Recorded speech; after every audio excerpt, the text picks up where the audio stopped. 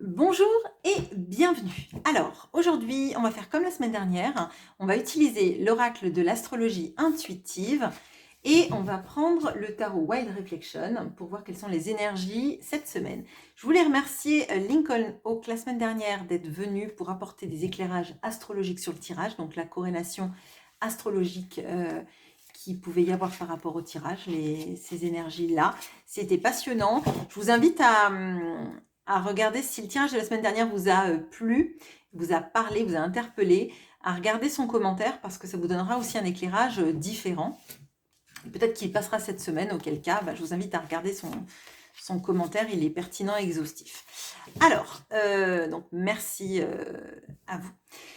Alors, quelle est l'énergie cette semaine ? Ok, alors, on a le Verseau, projet et avenir, ok. Alors, je vais regarder une autre carte parce que, pardon.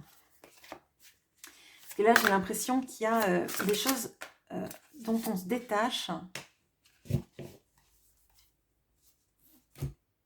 Alors, ouais, ok. Alors, on a le temps et la patience avec Chronos, mais je crois pas que c'est... Oups, pardon, excusez-moi. Tout. Alors, attendez. Oui, c'est Chronos, bon, c'est Saturne du coup. Bon, alors, là, il y a vraiment quelque chose par rapport au temps qui passe et je dirais la notion, alors oui, de patience, mais de ce qu'on ancre. Il y a, alors, il y a comme le fait de se détacher, alors non pas du résultat, mais de ce qu'on croyait et de la manière dont on l'a construit, en se disant qu'en fait, potentiellement, il faut couper avec des... Alors, non pas des liens, là je le ressens pas comme avec des gens, mais plutôt une sorte de conditionnement sur l'issue. Là, en fait, ce que je ressens, c'est la notion de... j'ai pas forcément tous les tenants aboutissants des choses. C'est pas parce que je n'y arrive pas maintenant que je n'y arriverai jamais. À trop attendre un résultat qui arrive vite, finalement, je me décourage et je mets pas toute mon énergie dans la bonne direction. Alors, là, c'est est-ce qu'en fait, on n'en a pas trop fait dans une situation ? Et pour moi, ça ressemble peut-être plus à du travail, que ce soit sur vous ou sur enfin, du travail emploi, activité, etc. Là, moi, ce que je ressens, c'est que avec le temps, non pas va, tout s'en va, mais avec le temps, tout se met en place. Vous voyez, comme une sorte de timing parfait. Et l'issue, le fait de se détacher, pardon, du résultat et plutôt y aller avec son envie, ses tripes, la confiance, la foi que à la fin tout se règle, c'est la meilleure des solutions. D'accord ? Là, peut-être qu'on vous a mis beaucoup la pression sur l'issue de votre vie, sur ce que vous deviez faire de votre vie, etc. C'est peut-être même quelque chose qui a été très redondant dans votre vie avec mais qu'est-ce que tu vas faire de ta vie ? Il faut que tu fasses les bonnes études pour faire un bon travail, etc. Peut-être aussi que vous êtes lancé dans votre entreprise et que ça met du temps à arriver, mais on vous dit qu'en fait, avec la patience, tout se crée, et notamment les racines de l'arbre. Vous voyez, c'est vraiment ça que je ressens. Alors, et donc j'aimerais savoir pourquoi ça arrive maintenant, qu'on vous met le coup de projecteur sur presque pas se détacher des résultats, mais se dire que ce que vous faites, c'est bien, mais ayez confiance, même si le résultat tarde, il arrivera. Pourquoi est-ce que ça arrive maintenant, tout ça ?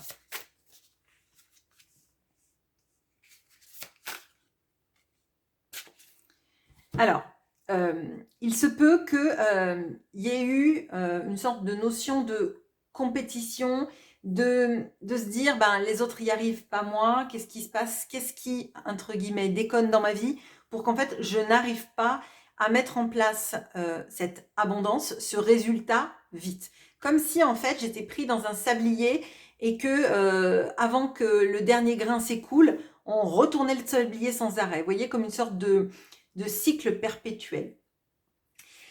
Donc là, ça arrive plutôt comme une sorte de confirmation de oui, ça va payer. Effectivement, c'est normal d'avoir ressenti ce sorte de temps qui est sur pause. Néanmoins, la patience, et non pas l'attente, paye.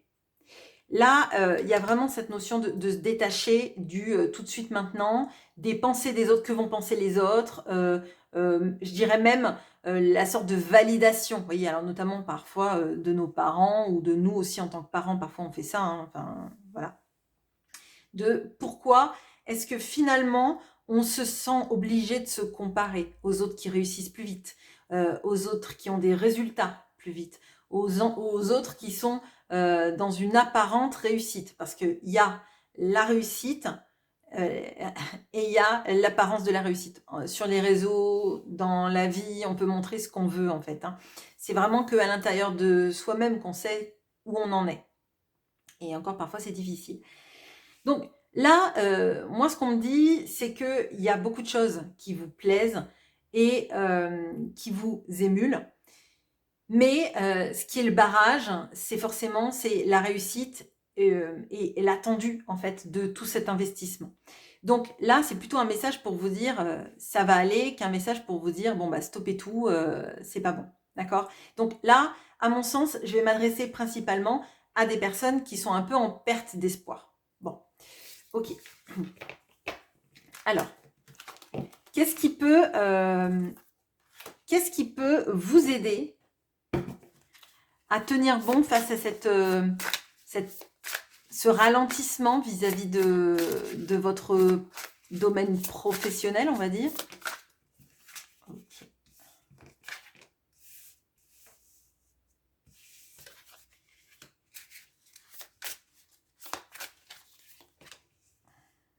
Bon, c'est intéressant parce que qu'est-ce qu'on a? On a le 10 d'épée. Alors, le 10 d'épée, ça nous parle parfois du fait d'avoir la tête un peu comme dans du chamallow, je dirais, hein, d'avoir trop pensé et finalement être presque en burn-out, on va dire, hein. Donc là, effectivement, ça doit être un peu compliqué parce qu'on a quand même, on avait le 5 de bâton, on avait le 3 d'épée, on a le 10 d'épée. Donc, on peut vraiment ressentir que vous êtes fatigué, que c'est compliqué pour vous.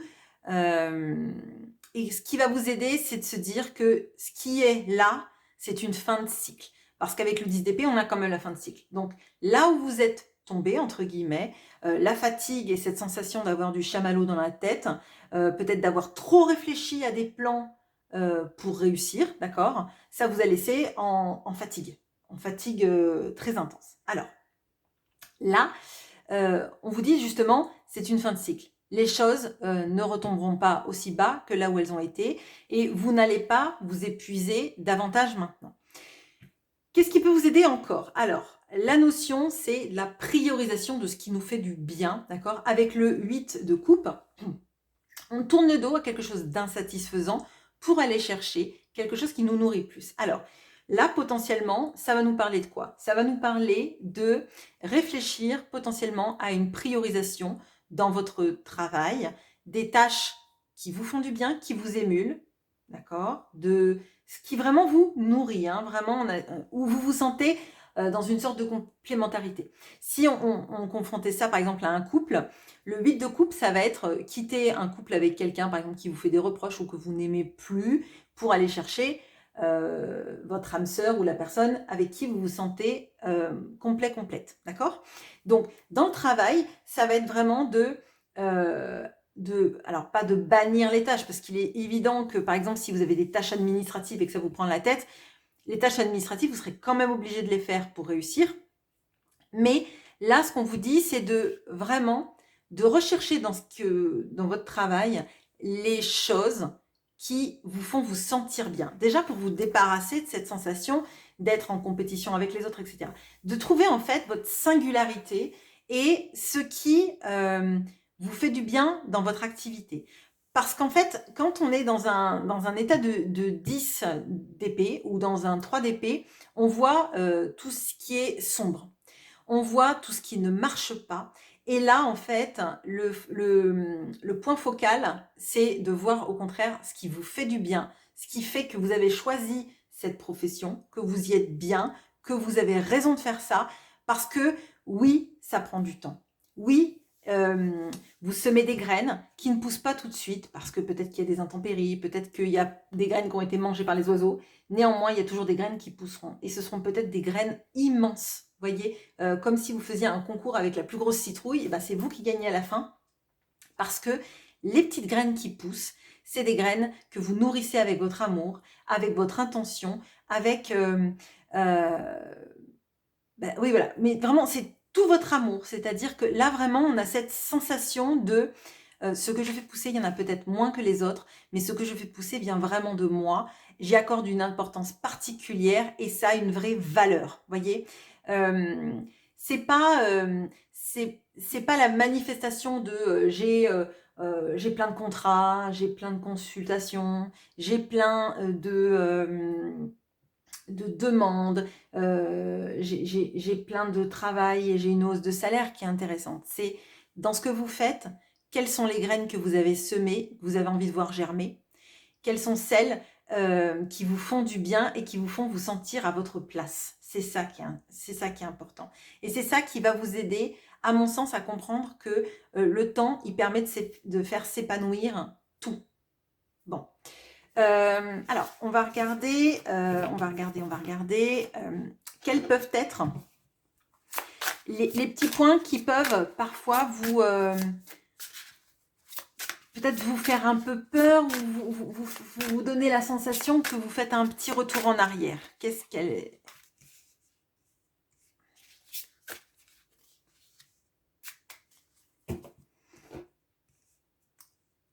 Alors, bon, alors on peut avoir cette notion de la comparaison. Alors, là, on va revenir sur le 5 de bâton de tout à l'heure. Parce que là, moi, je ressens qu'on a ça. Je ressens qu'il y a un point de comparaison et qu'il y a quelqu'un qui vous met, vous, dans une situation de comparaison que vous ne voulez pas forcément, d'accord quelqu'un qui vous donne l'impression que elle travaille plus dur, elle travaille plus, cette personne, elle travaille mieux, elle arrive mieux à s'imposer, à imposer sa vision des choses, etc. Il y a peut-être quelqu'un qui a un ego très fort.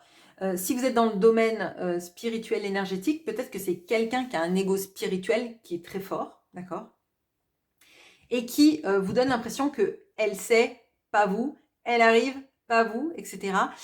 Et là, à mon sens, c'est de la poudre aux yeux. C'est quelqu'un qui a besoin de parler fort là où vous parlez juste. Je sais pas comment vous dire ça autrement, mais c'est ça. C'est pas parce que elle arrose tous les jours ses plantes et qu'elle vous dit qu'elle a un beau jardin, que c'est vrai. Voyez, peut-être qu'elle va noyer ses plantes. Bon, excusez-moi pour la métaphore avec les plantes, mais c'est vraiment ce que je ressens. C'est pas parce qu'elle en fait beaucoup, c'est pas parce qu'elle en montre beaucoup, cette personne, c'est pas parce qu'elle parle plus fort que vous, plus haut que vous et qu'elle prend plus d'espace que c'est elle qui a raison. Là, vraiment, ne vous laissez pas déstabiliser dans ça. Alors, ça peut être une collègue, ça peut être une consoeur, ça peut être même quelqu'un de votre famille qui n'est pas du tout dans le même métier que vous, mais qui vous dit comment vous devriez réussir, sachant que comme vous ne faites pas le même métier, je ne vois pas bien comment appliquer ces conseils à vous. Vous voyez, c'est un peu ça en fait. Restez aligné dans votre route et ne vous faites pas détourner de votre voix. Vous voyez, en dos de deck, on a la notion de la tempérance. Hein. Ça veut dire que, en fait, pour faire fleurir une plante, il faut qu'il y ait du soleil, mais il faut qu'il y ait de la pluie. C'est-à-dire qu'en fait, il faut qu'il y ait un équilibre en vous sur ce que vous apportez, ce que la vie apporte aussi, et que le temps fait son œuvre, la vie fait son œuvre, et que c'est pas parce que quelqu'un réussit plus vite qu'elle durera plus longtemps que vous. D'accord?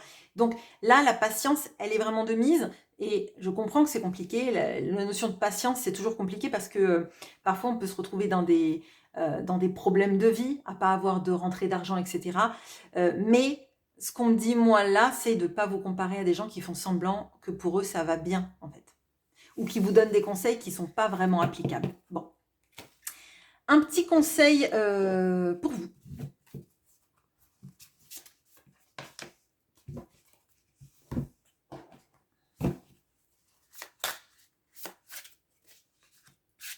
Bon, écoutez, hein, au cas où vous n'auriez pas compris.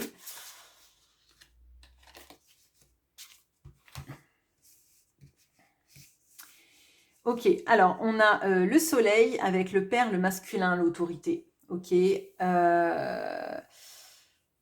on a le soleil qui est à côté du soleil, c'est intéressant. Bon, donc la tempérance, je vous refais pas le même laïus. Hein, c'est effectivement, il y a des moments où c'est difficile d'être toujours dans quelque chose de rayonnant, d'accord? Ça n'empêche pas qu'en fait on a besoin de cet équilibre en soi.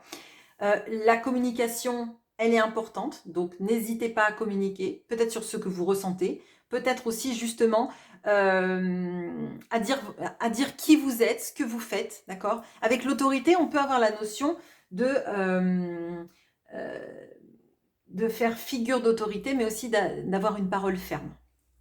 Donc là, il y a la notion de dire qui on est, de ne pas avoir peur, de le dire, de l'exprimer, d'accord? Et notamment si quelqu'un, par exemple, vous dit ah ben, tu devrais faire ci, tu devrais faire ça, c'est comme ça que ça marche. Ben en fait, non. Je vais rester comme je suis parce que finalement, peut-être que j'arriverai moins vite, mais peut-être que ce sera plus stable.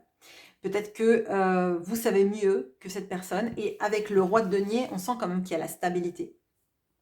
Mais la stabilité, en fait, elle ne s'acquiert pas. Ah, c'est marrant ça. Je viens de voir que ça faisait des. Il y a une ligne qui est continue là, vous voyez? Ça fait une sorte de. Je sais pas, enfin, c'est comme un petit chemin d'étoiles. Bon. En fait, la stabilité, elle s'acquiert, elle vient pas d'emblée. Mais ça veut dire que vous, en fait, vous construisez des bases solides pour votre activité. Et même si ça vient pas vite, les bases, en fait, il faut que ça prenne le temps, en fait. Il faut que ça prenne le temps de se poser. Donc vous allez acquérir ça, cette stabilité et cette longévité, et cette même pérennité, je dirais. Alors, avec le 2 d'épée, on a la notion de ne pas être tranchant, d'accord? De pas forcément choisir son camp. Donc là, moi, je ressens pas le fait de couper avec ces personnes qui sont pénibles, mais juste en fait s'imposer. Il y a quelque chose aussi sur la foi en soi et la foi sur où je vais, comment j'y vais, comment en fait j'arrive à avoir un objectif sans qu'il soit forcément devant mes yeux. Et vraiment, là, pour moi, c'est même plus que la patience, c'est de croire que ce qu'on fait, c'est la bonne chose et c'est la seule chose à faire parce que c'est la seule chose qui vibre en nous. On n'a pas besoin de le voir pour savoir que ça va arriver. Je ne sais pas si je suis claire. Voilà, donc courage, ayez foi en vous, en ce que vous faites. Oui, ça prend du temps, oui, ça vous demande de la patience, mais ne vous faites pas déstabiliser par des personnes qui voudraient vous saborder. Ne rentrez pas en compétition avec des personnes qui savent tout mieux que vous.